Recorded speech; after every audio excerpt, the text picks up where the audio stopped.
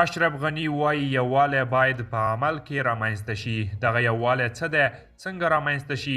ملګرو که غواړئ چې پوه شئ د ویډیو تر پایه راسره پاتې شئ او د تازه او مهمو خبرونو لپاره در سره پښتو نیوز چینل سبسکرایب کړئ.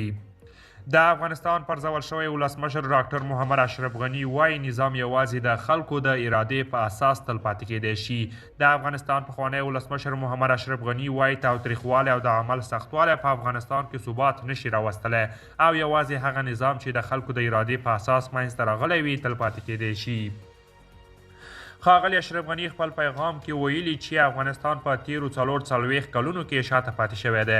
د هغه په خبره د ژوند، دین، مال، ټولنې منطق او دلیل څخه ساتنه د اسلام له نظره د امنیت 15 اصول دي او که چیرې امنیت او خوندیتوب د دغه اصولو په اساس رامنځته نشي د امنیت او خوندیتوب هر ډول ادعا به بې پایلې وي.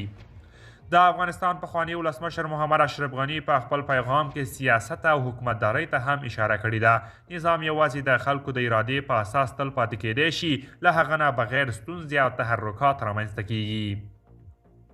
ښاغلي اشرف غني د افغانستان د خلکو ترمنځ پر ملي یووالي هم ټینګار کړی دی او ویلي دي چې یووالی باید په عمل کې رامنځته شي.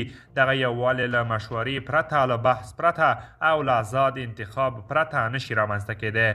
د افغانستان پخوانی ولسمشر محمد اشرف غني د اسلامي نړۍ له هیوادونو څخه غوښتي چې له طالبانو سره استدلال وکړي او هغوی دې ته متوجه کړي چې اسلام د دین اساسات او د مسلمانانو خیر په کوم لوري کې دی.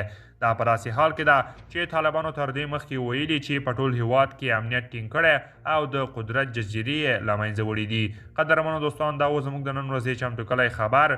تر بیا ښه وخت.